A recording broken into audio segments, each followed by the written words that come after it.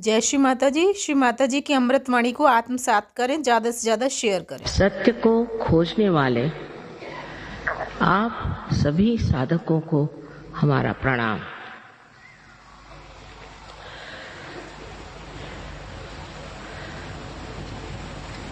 इस कलयुग में मनुष्य जीवन की अनेक समस्याओं के कारण विचलित हो गया और घबरा रहा। कलयुग में जितने सत्य को खोजने वाले हैं उतने पहले कभी नहीं हुए, और यही समय है जब कि आपको सत्य मिलने वाला है। लेकिन ये समझ लेना चाहिए कि हम कौन से सत्य को खोज रहे हैं, क्या खोज रहे हैं। नहीं तो किसी भी चीज के पीछे हम लग करके ये सोचने लग जाते हैं कि यही सत्य है। इसका कारण यह है कि हमें अभी तक केवल सत्य, एब्सोल्यूट ट्रूथ मालूम है। कोई सोचता है कि ये अच्छा है, कोई सोचता है वो अच्छा है, कोई सोचता है कि जीवन और ही तरह से बिताना चाहिए। तो विक्षुब्ध सारी मन की भावना और भ्रांति में इंसान घूम रहा। इस संभ्रांत स्थिति में उसको समझ में नहीं आता है कि आखिर क्या कारण है जो मेरे अंदर शांति नहीं। मैं शांति को किस तरह से अपने अंदर प्रस्थापित करूं। मैं ही अपने साथ लड़ रहा हूं, झगड़ रहा हूं, कुछ समझ में नहीं आता। यही कलयुग की विशेषता है, और इसी कारण इस कलयुग में ही मनुष्य खोजेगा। पहले इस तरह की संभ्रांत स्थिति नहीं थी। मनुष्य अपने मानवता से ही प्रसन्न था। अब आप इस मानव स्थिति में आ गए। इस स्थिति में अगर आपको केवल सत्य मालूम होता तो कोई झगड़ा ही नहीं होता। हर एक इंसान एक ही बात सोचता, और कुछ भी समझाने से, बतलाने से मनुष्य सिर्फ मानसिक हो जाता है, मेंटल हो जाता है। पढ़ पढ़ के भी मानसिक हो जाता है, और उसमें कोई शांति नहीं मिलती, उसमें कोई आराम नहीं मिलता, उसमें कोई चैन नहीं आता। तो सत्य क्या है ये समझ लेना चाहिए। अब बात यह है कि मैं जो कुछ भी आपके सामने बात कहूं, इसे आप एकदम से मान्य मत करें, क्योंकि अंधश्रद्धा से हम लोग पहले ही पीड़ित हैं। स्पेशली बंगाल में तो मैं सोचती हूँ यहाँ पर इस कदर तांत्रिक ये वो सब ने जकड़ डाला। और जब हम देखते हैं कि जो धर्म के नाम पे भी बहुत बोलते हैं और चलते हैं, वो भी पीड़ित हैं, वो भी बीमार हैं, उनको भी ये तकलीफ है, वो तकलीफ है, और वो भी आपस में लड़ रहे हैं, झगड़ रहे हैं। इसका मतलब उन्होंने अभी तक सत्य को प्राप्त नहीं किया, सिर्फ उसके बड़े बड़े इश्तिहार लगा के रखे। तब मनुष्य घबरा के पूछता है कि सत्य है क्या। सत्य और प्रेम ये दोनों एक चीज है। आश्चर्य की बात है, इसका मिलाप लोग समझ नहीं पाते। समझ लीजिए आप किसी को नितांत प्रेम करते हैं तो आप उसके बारे में हर एक छोटी छोटी बातें जान लेते हैं, पर ये परमात्मा का प्रेम है, ये दैवी प्रेम है। इस प्रेम को सत्य मान लीजिए, ऐसा मैं नहीं कहूंगी, पर यह सिद्ध हो सकता है। उसके लिए आपको इस मानव चेतना से, ह्यूमन अवेयरनेस से ऊपर उठना होगा। तभी आप समझ पाएंगे कि सत्य और प्रेम एक ही चीज है, और ये दोनों ही चीज, दोनों ही बातें, दोनों ही गुण ऐसे मनुष्य में होते हैं जिसने आत्म साक्षात्कार को प्राप्त कर लिया। और जिसने अभी तक आत्म साक्षात्कार को प्राप्त नहीं किया, और जो सिर्फ ऊपरी तरह से बातें करता है और काफी लेक्चर देगा, या काफी कर्मकांड कराएगा, उससे आज तक किसी का फायदा हुआ नहीं और न होगा। इसके लिए जरूरी है कि हम समझ लें सत्य क्या है। हम ये शरीर, बुद्धि, मन, अहंकार आदि उपाधियां नहीं, हम शुद्ध आत्मा है, ये सत्य।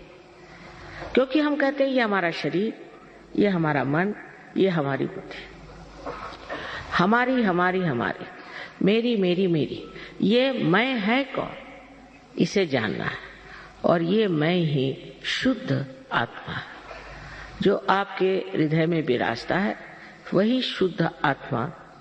उसको प्राप्त करना, उसका प्रकाश अपने चित्त में लाना ही एक तरह से आत्मा का दर्शन है।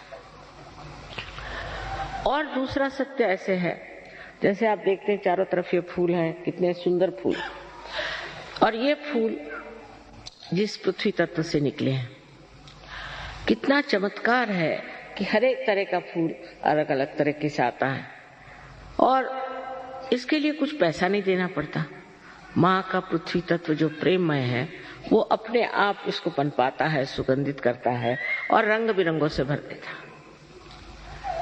ये एक महान आश्चर्य की बात है कि हम इस बारे में सोचते ही नहीं कि जीवित कार्य कैसे होते। जैसे किसी डॉक्टर से पूछे कि हमारा हार्ट कौन चलाता है, हमारा हृदय कौन स्पंदित करता है, तो डॉक्टर ये कहेगा कि इसकी एक ऑटोनॉमस नर्वस सिस्टम है। तो ये ऑटो है कौन? स्वयं चालित संस्था है। तो ये स्वयं कौन है? वो स्वयं ही आपका आत्मा है। इसको प्राप्त कर लेना, उसका प्रकाश अपने अंदर लाना, ये आत्म साक्षात्कार हो। और इस चारों तरफ फैली हुई परमात्मा की प्रेम शक्ति, जिसने ये सुंदर फूल उगाए जो हमारे हृदय को भी चलाते, उससे एकाकारिता करना, ये योग है। यही योग है और इसका जन्म सिद्ध अधिकार आप सब मानव जाति को है। लेकिन इसको प्राप्त करने के लिए अगर कोई मूढ़ हो तो वो नहीं प्राप्त कर सकता, कोई बेवकूफ हो वो नहीं, कोई उद्दाम मगरूर हो वो नहीं प्राप्त कर सकता। उसके लिए नम्रता चाहिए और मांग चाहिए कि हमें ये चीज चाहिए। हृदय से, प्रेम से अगर मनुष्य अपने को जरा सा भी देखे तो वो अब एक अधूरा है और उसके अंदर अनेक शक्तियां हैं जिसका प्रादुर्भाव, मैनिफेस्टेशन हो सकता है। लेकिन उसके लिए मनुष्य को ये समझना चाहिए कि आप नम्रता पूर्वक इसे अपने हृदय से मांगें, क्योंकि अगर प्रेम की शक्ति मांगनी है तो प्रेम पूर्वक ही मांगी जाती है। लड़ाई झगड़े से और परेशान करने से ये शक्ति कभी भी प्राप्त नहीं। इस शक्ति के बारे में आपको पहले बता ही चुके हैं वो कि त्रिकोणाकार अस्थि में ये शक्ति कुंडलिनी नाम की है। अब ये कोई नई बात मैं नहीं कह रही हूँ, हमारे शास्त्रों में छठी, समझ लीजिए छठी शताब्दी, जबकि शंकराचार्य है उन्होंने इस पर बात की, लेकिन 13,000 वर्ष मार्कंडेय ने कुंडलिनी की बात की, पर सब संस्कृत भाषा। इसलिए 12वीं शताब्दी में ज्ञानेश्वर जी ने इसकी बात की है, जब उन्होंने ज्ञानेश्वरी लिखी जो कि गीता पर टीका थी। उसमें 6ठे अध्याय में उन्होंने लिख दिया कि कुंडलिनी शक्ति से आत्म साक्षात्कार घटित होता। तो उस वक्त के जो धर्म मार्तंड थे उन्होंने कहा नहीं, ये निषिद्ध है, 6ठा जो अध्याय है निषिद्ध है, किसी ने पढ़ा नहीं लिखा नहीं। इस तरह से जो हमारे अंदर निहित छिपी हुई जो शक्ति है जो कि हमें उस स्थिति में पहुंचा सकती है, वो पूर्णतः एक अंधकार में, एक जिसको कहना चाहिए कि अज्ञान में, इग्नोरेंस में छिप गई। फिर हमारे यहाँ एक से एक बुद्धिमान लोग निकले, इंटेलेक्चुअल्स, जिसके लिए कबीर ने कहा है पढ़ी पढ़ी पंडित मूर्ख भय। पहले मैं सोचती थी कि पढ़ पढ़ के पंडित मूर्ख कैसे हो जाएंगे, ऐसे कैसे हो सकता, लेकिन मुझे बहुत मिले ऐसे। उनसे बात करने से पहले वही बोले जाते थे और क्या बोलते थे भगवान जाने, ये किताब में लिखा, वो किताब में लिखा। मैंने कहा आपकी किताब में क्या लिखा है वो बताइए। तो हम अपने से अनभिज्ञ, अपने से अपरिचित, दूसरों ही की बातें अपने खोपड़ी में भर लेते हैं। ये तो इंटेलेक्चुअल साइड हो गई। और दूसरी हो गई भक्ति की साइड, तो उसमें भी एक तरह का नशा, एक तरह का नशा है, चेतना नहीं। दोनों चीज में एक तरह से वास्तविकता से दूर, असलियत से परे, रियलिटी से बिल्कुल दूर हम खड़े हुए। अब आपको एक उदाहरण देंगे। आपके यहाँ हरे रामा हरे कृष्णा का बड़ा जोर चल रहा, लेकिन शिकागो में मैं गई थी तो वहां शिकागो में उनके अब जो गुरु हैं वो आए, तो वो बिल्कुल पतली धोती पहन के और ऊपर एक बनियान पहन के आए, और इतनी ठंड थी कि मैं तो शॉल में भी ठिठुर रही थी और वो भी ठिठुर रहे थे। मुझे मिल आए, मैंने कहा ये आप क्या पहन रहे हो, ये ऐसी पतली धोती क्यों पहने हो भाई, इतनी ठंड है, मैं तो माँ हूं ना। तो दुख लगा कि ये बेचारा धोती क्यों पहने। सो कहने लगे कि भाई बात यह है कि मेरे गुरु ने कहा कि आपको धोती पहने चाहिए तभी आपका मोक्ष होगा। मैंने कहा अच्छा। हमारे भारतवर्ष में 80% लोग धोती पहनते, बंगाल में तो और भी ज्यादा। और इन सबका अगर मोक्ष होने वाला है तो तुमको स्थान कहाँ मिलेगा। फिर उसने बाल सब मुंडाए हुए थे बेचारे ने, और एक चोटी रखी हुई थी। सो मैंने कहा ये बाल क्यों मुंडा लिए। कहले गुरु ने कहा जब तक बाल नहीं मुंडाओगे तब तक तुम्हारा मोक्ष नहीं हो सकता। उस पर कबीर ने एक बड़ा सुंदर कहा है कि बाल मुंडाने से आप स्वर्ग में जा सकते हैं, तो जिस मेंढे के हर साल 2 बार बाल मुंडाए जाते वो आपसे पहले पहुंच जाएगा। और वो इसको मानते हैं बड़े श्रद्धापूर्ण रीति से, और मुझसे नाराज हो गए कि आपके मैं भी गुरु के विरोध में बोल रहे हूँ। नहीं, मैंने कहा मैं तो माँ हूं ना, तो इसलिए पूछ रही हूँ कि भाई ये अपनी दुर्दशा क्यों बनाए।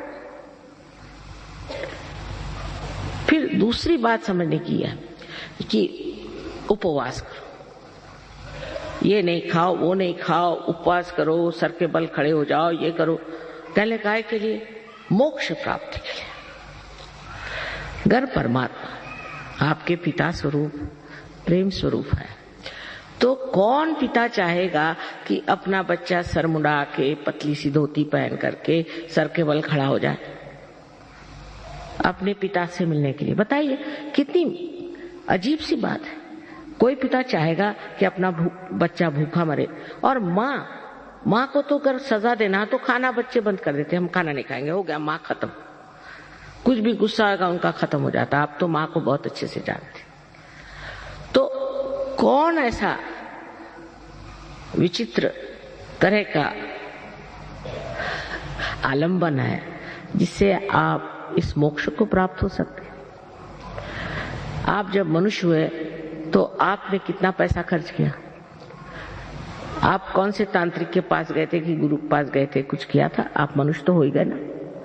तो कोई ना कोई ऐसी अंदर शक्ति है जिसे मैं प्रेम की शक्ति कहती हूँ, जिसको कि रिडम्पशन की शक्ति कहते हैं, जिससे मनुष्य का उत्थान होता है, जिससे आज आप मनुष्य स्वरूप हो गए। अब अगर ये आपके अंदर शक्ति है, समझ लीजिए, अगर है तो उसका उत्थान क्यों न किया जाए।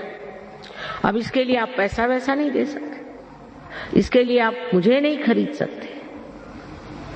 कोई अपने माँ को खरीदता है क्या? कम से कम अपने देश में तो कोई नहीं खरीदता, आप परदेश की बात करो।